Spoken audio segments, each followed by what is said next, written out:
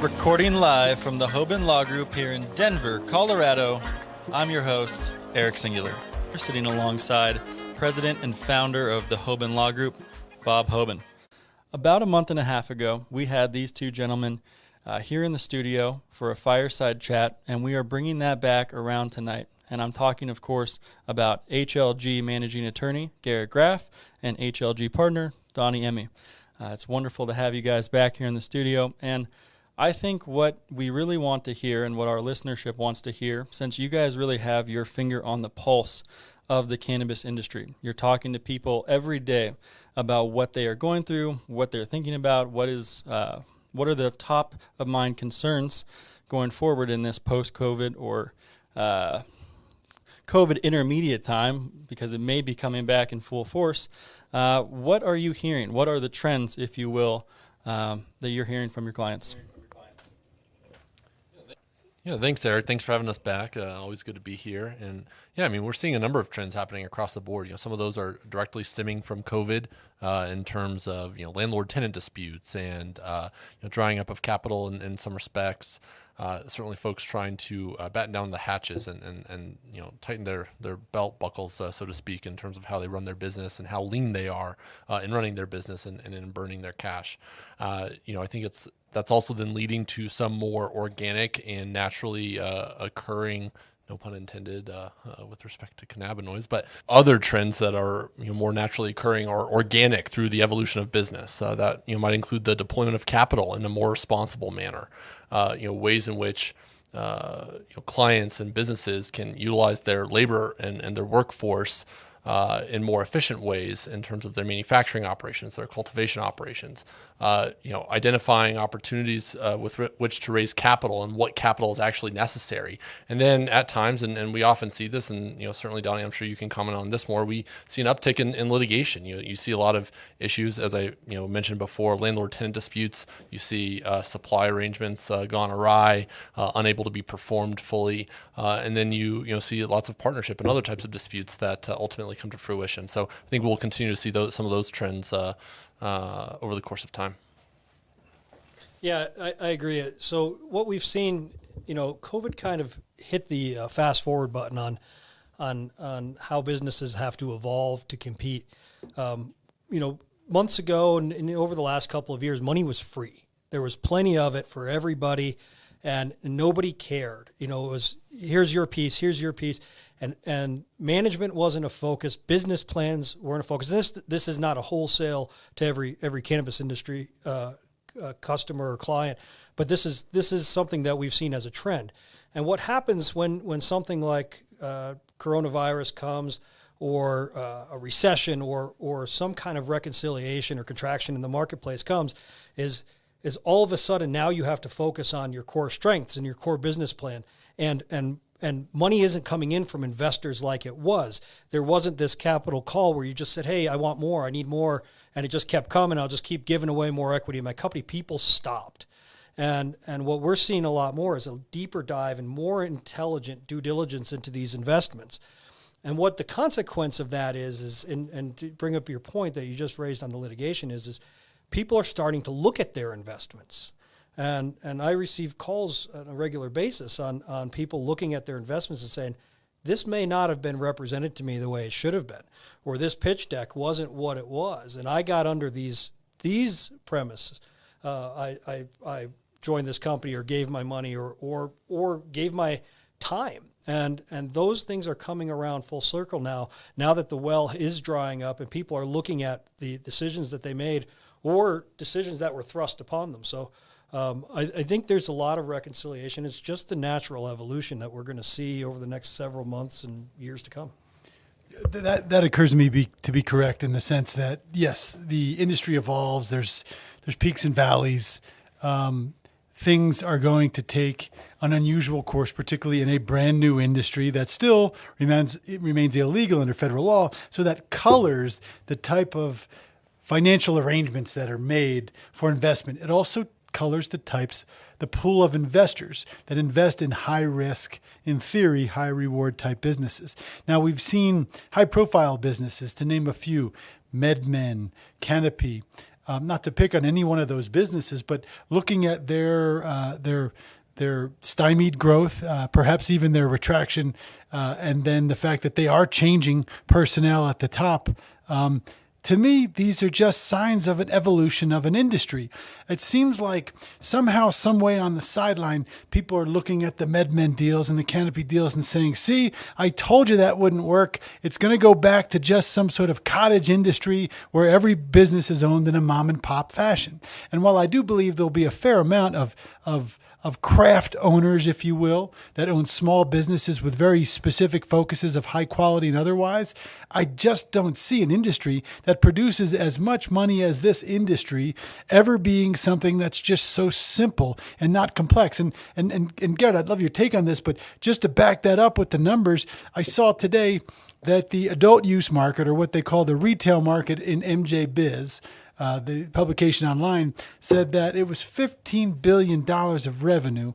In other words, the rec market, the adult use market, has surpassed the NBA, which has about $8.8 billion of direct revenue. That says something, doesn't it? This is not small business. This doesn't just reek of small cottage stores that service a small local population. How could it be sustainable with such high regulations? Yeah, Bob, I agree with that in many respects. And I actually go back to what Donnie said. Core strengths, right? That is the type of scrutiny that I'm seeing a ton of businesses undergo in terms of how they evaluate where they are today, both with the impact that COVID has had upon their business, but also how to provide a return to their investors or their shareholders to provide an attractive investment. You see that with just about every single Canadian publicly traded company that there is on the exchange as of today. You're seeing retraction in a lot of their business plans, in the scope of their business plans. You're seeing a lot of privately held companies, like you said. Then there's MedMen, of course. Then there's others, in California and elsewhere, that they're retracting their business plans and focusing on their core strengths. You see a lot of companies that maybe they had 100 products in their product portfolio, and now they're whittling that down to, what, we started our company as a tincture company or whatever the case might be, and they're getting rid of a lot of that waste on the outside, on the fringes, right? Or you're seeing other companies that they have operations globally across 6 different continents, but it's virtually impossible to efficiently run that type of operation. And while the industry may not be a cottage industry, and I absolutely agree with that, neither is it yet able to support that type of global operation at scale and at efficiency. So certainly your points and your data, as surpassing the MBA revenue is well taken. I certainly agree that cannabis is here to stay. It's not going anywhere. You've heard a lot of folks during the COVID pandemic suggest that this will be the justification for Congress and other states to legalize marijuana by virtue of the economic impacts that it can bring. Reasonable minds can differ on that point, but it does not ultimately change that cannabis is not just a cottage business or a business, but a big business, of course.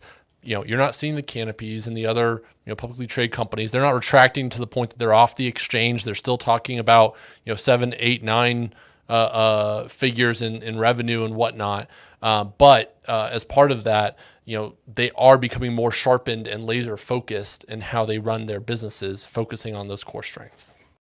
Yeah, I agree that the days of the cute business pitch deck to as your business plan, they're over. And I'm pleased with that outcome, but to your point, Bob, on the adult use revenue surpassing $15 billion, I'm reminded by that map that's in the other side of this office here. That's North America. We have not seen what South America is going to do yet. We have not seen what Europe, Africa, Asia, these are untapped markets, and this is going to be cannabis will compete with the alcohol industry. There's no doubt about it. The alcohol industry is paying attention, and they're paying attention very well. I mean, we know Constellation Brands is actively investing and have taken have the ability to take a controlling interest. Yeah, but haven't they written down their investment too as part of the recognition of everything going on in the industry? But don't think that companies like InBev aren't watching. And InBev is making moves. We just, we know some of the moves that people are making, but we don't know them all. And alcohol industry is paying attention. Big Pharma is paying attention. This has the potential to be one of the largest. I don't want to use the word industry, but it's one of the largest industries in the world. Yeah, there's no doubt. I think that to sum up this point, it seems like the lessons we've learned as an industry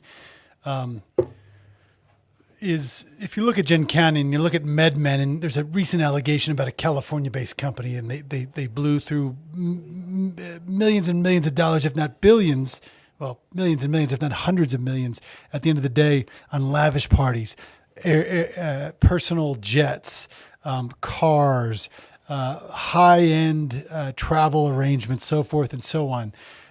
Those are not things that are typical in an emerging industry that's trying to focus, to your point, Garrett, on the foundational elements, but they are traits that come along with speculators that come into an industry and try to make a quick splash and move out. And that is the phase that we're getting through. That doesn't mean a negative thing for the industry. I don't think any of us do. It's just an evolution. It's a growth. And for this industry to really plant roots, it needs to have back to basic fundamentals in place. And I think that's what we're seeing happen in front of our eyes. Well, this has been, it's been fun to just kind of sit back and watch you guys here talking about the different trends that you're all seeing. And I just want to highlight a couple of things that came up in all of that. Saw the other day that Anheuser-Busch is investing in a CBD beverage of some sort. So to your point, they're already moving in and obviously very, very closely watching. And then I'm not sure if this is the same statistic as the NBA, but Colorado marijuana sales in May were the highest they've ever been. And I think when you pair that, those sales numbers with the fact that this was a time, we know right now that a lot of companies are reporting what their Q2 earnings were, and it's going to be abysmal. That this has been something that's been kind of rocking the financial world for a little bit. Here is an industry, if we're going to use that word, that is just thriving. That clearly, not only was it essentially designated, but it's thriving in a time when other businesses are failing left and right.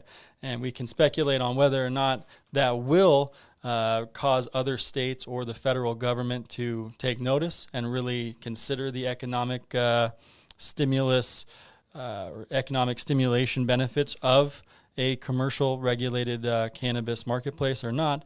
But I want to shift gears a little bit and just pose this to you, because this has been a topic we've talked about a lot on the Hoban Minute, and especially recently, but social equity. And we see states try to tackle this issue in different ways. We just saw Polis come out and work on an expungement effort. This is years after legalization occurred here in Colorado.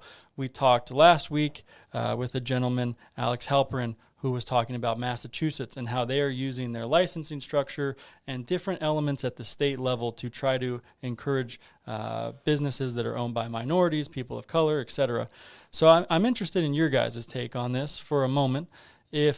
What do you see as ways that the state or the industry or whatever it is can try to foster some social equity as the cannabis topic in general becomes larger, which I think is going to happen both because the big guys like Anheuser-Busch and InBev are paying attention, and political policymakers and politicians, everybody is starting to take this industry perhaps a little more seriously.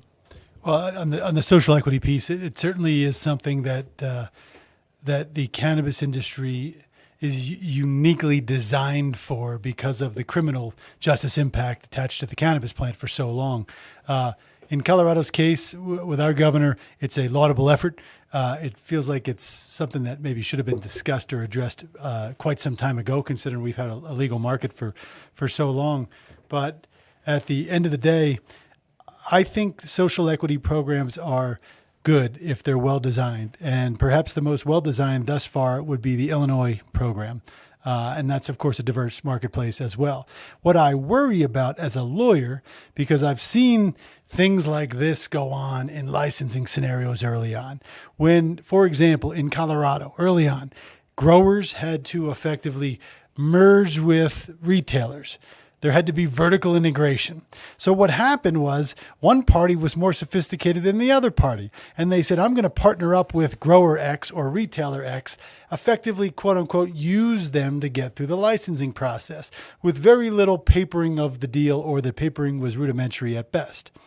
And then once that license has been awarded, the stronger folks, the folks with more resources, took the business over and pushed the other, quote unquote, weaker person out. That unfortunately is a result that also could be seen in the social equity context. If there's an incentive for states to award business licenses to minority-owned businesses, it's possible, and folks need to be wary of this, that folks will attach themselves to minority owners as a face, as a placeholder, as a straw man, if you will, to get the license and then not be equitable to that person going forward. And there's always that chance that the deal isn't papered the proper way. So those are some of the things that I see that come out of social equity that really need to be scrutinized very closely to see what's an effective program. But does social equity work as a concept when you're talking about investment and the growth of this industry, Donnie? It does work. And to echo your point on cannabis being uniquely positioned, to add to that is it isn't an ingrained industry yet. You know, there is a lot of opportunity for minority business owners, women, people that had been in situations of disadvantage that weren't subject to the way things always were. And cannabis businesses, as we've seen in some instances, have already gone some steps in that direction. I'd like to see it go a little further, and I think there are paths for that. But there is things that need to be watched out for. Exactly to your point, this is not the first time this has happened, where you'll go out and you'll find the straw man or the straw woman just to get in that door. And they're awarded some type of equity on a clawback position or in some kind of way that you could marginalize their effectiveness, other than to just be a face of the organization. And then ultimately, this is an exit strategy that's developed. And at the exit, the person that they used from the beginning is the person that's the first discarded, that gets a small piece of the pie, and the way it always worked wins again. So there has to be a lot of extra steps. I do applaud Governor Polis for his efforts, and I always say this: it's better late than never. And I'm going to misquote Von Miller on this, I think, but he said it's always the right time to do something right, or something to that effect. But that's what it is. Is there isn't I don't think that we sit back and say, well, we didn't do it right the first time, so we do nothing now. Now we have to do something, and it's important that we recognize the things that can happen to get ahead of them before they do happen. Well, and from that standpoint, right, it's easy enough to separate or bifurcate out expungement from, social equity, plans designed for purposes of applications, right? That's why Governor Polis was able to do that. And I think that that's something that is laudable, that is replicable, right? In terms of across a number of different jurisdictions, states, municipalities, countries, et cetera, around the world. And certainly, a way to help address some of the social equity components and inequities that have existed, historically.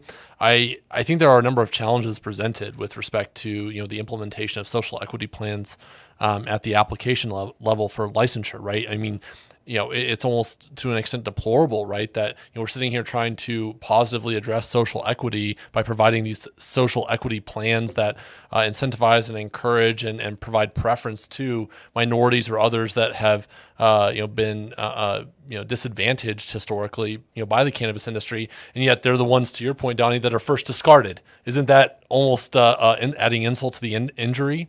I would argue, and so it's how do we avoid providing that opportunity, that systematic issue, right? How do we make sure that we're not just addressing the symptoms of something, but actually the core issue systematically across the board? And that's a much broader question, and we can only take small steps, step by step, to chip away at that. I certainly think that these application designs and license awards can help encourage that historically, but it's going to be very difficult from a governmental level. And so that's where, how can the cannabis industry itself internally and separate from the governmental agencies do better in and of itself to provide an example across other industries as well. So.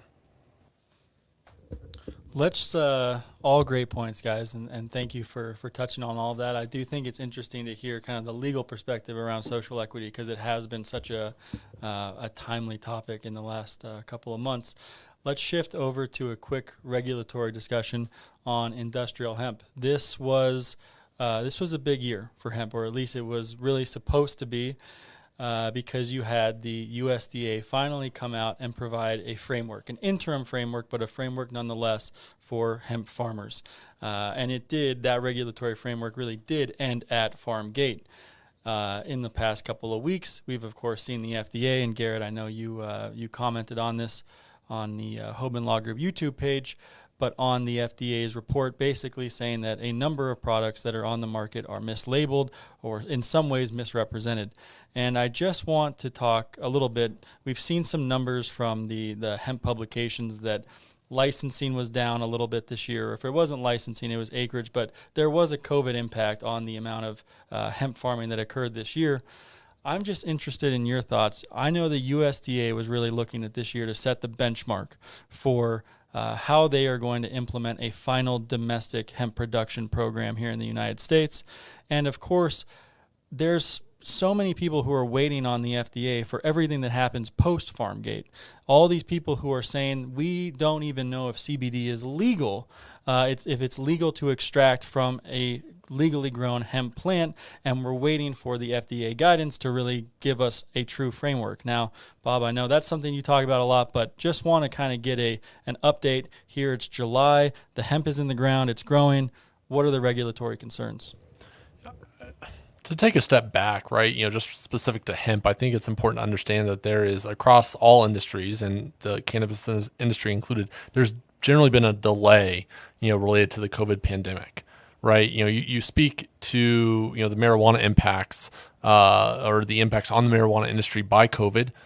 We have this 2020 election, right? And in theory, there was a lot of hope that this would provide a lot of relief to marijuana legalization or at least one-off, fixes. All of that's delayed. Ballot initiatives that were set to come up in states where they've not yet legalized marijuana. Much of that has been delayed.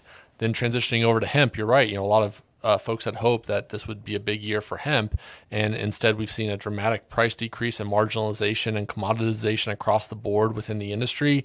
You're seeing a decrease in terms of the number of farmers that are farming hemp right now. There's still plenty of material, but again, a lot of it leads to delay. FDA, yes, they issued a report saying, hey, we found that there's a need for regulation because hemp products aren't necessarily accurate in how they're presenting their labeling and data accuracy. But again, that's just leading to more delay for FDA to figure out what that regulation should look like. With respect to the USDA, yeah, they had high hopes that, within a year and a half from when they passed the Farm Bill in late 2018, that they'd have the regulations fully implemented ahead of the 2020 planting season. But here we are mid-planting season, and you've had about a 50-50 split amongst the states, some of which have gone through the 2018 Farm Bill state plan approval process with the USDA, Texas, Florida, Louisiana, New Jersey, Ohio, to name a few. But then a number of stalwarts in the hemp industry, Colorado, Oregon, and Kentucky, for example, that have said, hey, you know what? We're not in love with all these USDA regulations. The USDA itself is slow moving in terms of how they're implementing this. We're going to hold off and wait another year. And that's been reflected in regulation that basically it's bought another planting season, so to speak, under the old Farm Bill. And so again, it's just another reflection of the delay and other impacts brought upon by the COVID pandemic. I think some of the other challenges too depend on what the farmers are planting, Eric. To Garrett's point, the pricing of cannabinoids has just gone down. It's unstable in its best case scenario. And then you've got the FDA not coming out and giving very concrete specifications yet. And those things don't bode well for a marketplace that is reliant on consumer behavior, not wholesale behavior or manufacturing or industrial related purchasers and behavior, but consumer behavior. And unless there's a clear pathway to the consumer, by regulations that are ingrained by the federal government, by the FDA, it's going to continue to interrupt that side of the industry. Now, I don't think that's a terrible thing, because I think that helps us focus on things beyond CBD. That helps farmers that want to understand that I have to produce a crop that services multiple verticals, will plant industrial hemp and or begin the demand for the infrastructure. And I'm not talking about extraction. Extraction and labs have been the so-called infrastructure in this industry, in this sector for so long, but the infrastructure really needs to be farm basics. And when you're talking about hemp, you're talking about decortication, seed conditioning, seed cleaning, seed presses, basic stuff. Until that infrastructure is in place closest to the farmers, we're not going to be able to move where the plant is fully utilized, implemented, and stabilized as a commodity, nor will we be able to pull the speculators away from the CBD focus, which there's nothing wrong with the CBD or the cannabinoid industry, not by a long shot, but it's extremely saturated, extremely competitive, and it lacks reliable regulated distribution outlets. So it creates an environment that's fraught with uncertainty, which does not give investors, farmers, or anybody in that supply chain comfort. Infrastructure beyond CBD will. Donnie, any hemp-specific significant litigation that may arise in the time to come, or just specifically right now, anything you've caught wind of, whether it be, we know we've seen some lawsuits with respect to genetics. Hey, you sold us this, you said this was the germination rate, we planted it, nothing actually produced from it, or anywhere else along the supply chain, any litigation you see on the horizon?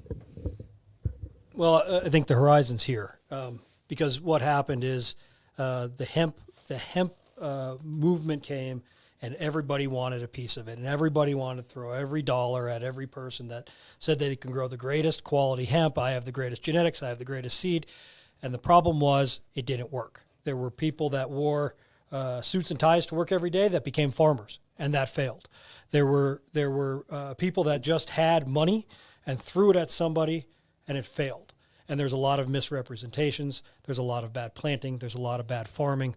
And this will, I mean, the hemp industry as it evolves will transition to traditional farmers, to real farmers that understand the soil and the product and how things are grown. But we are seeing an uptick in litigation. We are seeing one interesting piece of litigation we're seeing is the conflict between marijuana farmers and hemp farmers, because those two products don't match very well within a 5-mile radius of each other, or even longer, as we're seeing. But we're going to see, and we have been seeing litigation along those lines. We're going to see a lot more as the promises don't get kept, aren't kept, and as there's more consolidation amongst the businesses and people want their investments or their return on investments that they were promised. Well, so Donnie, I'd like to drill into that just for a brief moment, and that is because it's really interesting, and I think our listeners will find it interesting. When you grow a marijuana crop, it's typically grown indoors, if not exclusively, but in the Colorado, there's certain exceptions to the rule. Feminized varieties, meaning if a feminized genetic is pollinated with males, by a male, then that genetic won't produce the yield of cannabinoids, THC, in the marijuana context. It'll basically cause the plant to produce seeds and direct its energy to other than producing THC or cannabinoids. In other words, it results in a very poor crop, something you certainly can't sell flowers in. That's seed, not in a commercial regulated market. So then when hemp's planted, a lot of times it's feminized seed, or quote unquote feminized seed, oftentimes more often than not planted outdoors. So in theory, feminized seed can't germinate or can't pollinate another feminized genetic. But to your point, the genetics are not always what they're represented to be. And even in the best case scenario, there's probably still a small percentage that's reasonably and commercially acceptable of things that would deviate from the standard of feminized standard genetics. So there's always the risk of cross-pollination.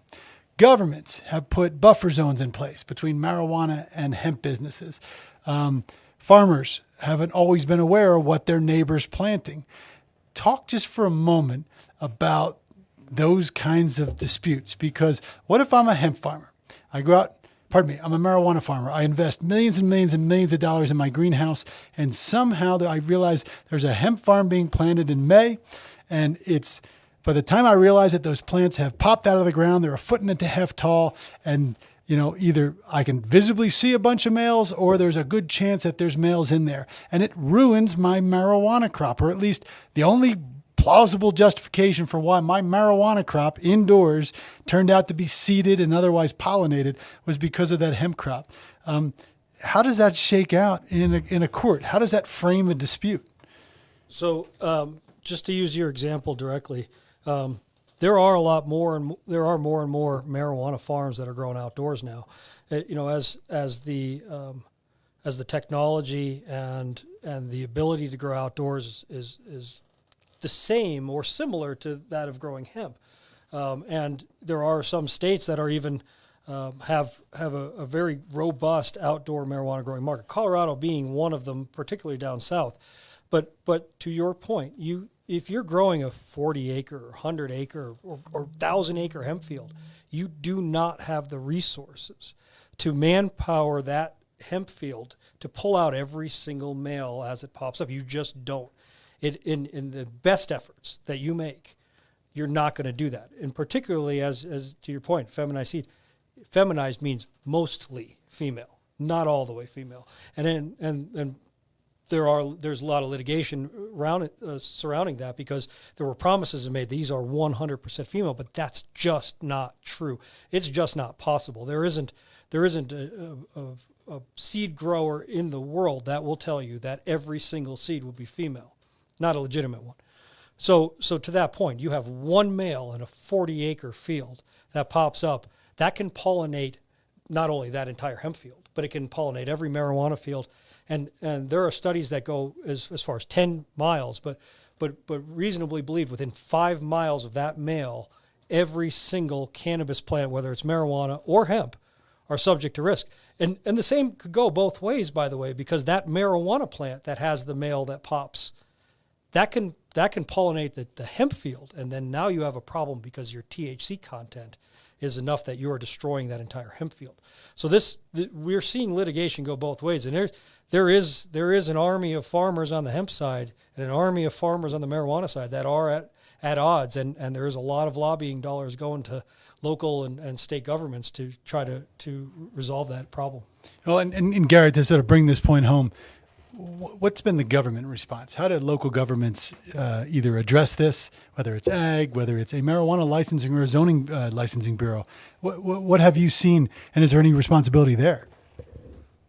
Politics.